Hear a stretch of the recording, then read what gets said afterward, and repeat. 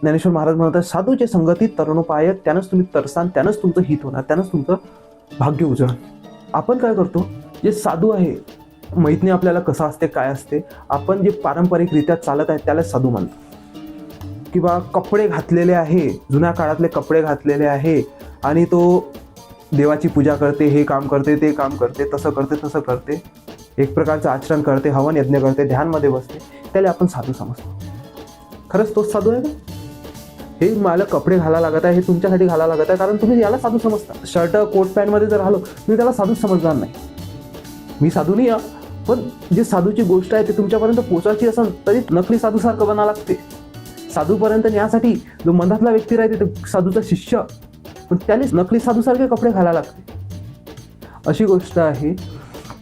तर जो साधू आहे त्याला तुम्ही चुकीचं पकडता, तुम्ही चुकीचं समजता, म्हणून सगळी गडबड होते. साधू कोण आहे? जो आता पहा, तुम्हाला काय गोष्ट पाहिजे? तुम्हाला पाहिजे दुःखापासून मुक्तता.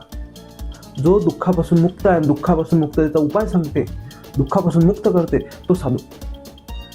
जे आजच्या काळातले महाराज आहे, वारकरी संप्रदायातले महाराज आहे, मला एक नाही दिसला की जो कामाची गोष्ट करेल. एवढे महाराज आहे, नुसतं फक्त बडबड करत राहते. ज्ञानेश्वर महाराज अगोदरच्या अभंगात म्हटलेले आहे की बडबड केल्यानं काही होत नाही, फक्त बकबक करत राहते, काही समजत नाही, काही नाही, जे केंद्र आहे ते घ्या लागते. असा एकही व्यक्ती दिसला नाही जो दुःखावर बोलत, जो दुःखाचं वैज्ञानिक तार्किकरित्या उपचार कसा होणार ते सांगा, असं मला आतापर्यंत कोणीच भेटलं नाही. आणि आपण त्यांच्यापुढे रांग लागतो कारण ही गोष्ट कडू वाटते. असं वाटते की कोणी आपल्या ह्याच्यात सलाखा टाकत आहे का, पण ते सलाखा नाही, तो काटा आहे, दुसरा जो घुसलेला काटा आहे तो काढण्यासाठी.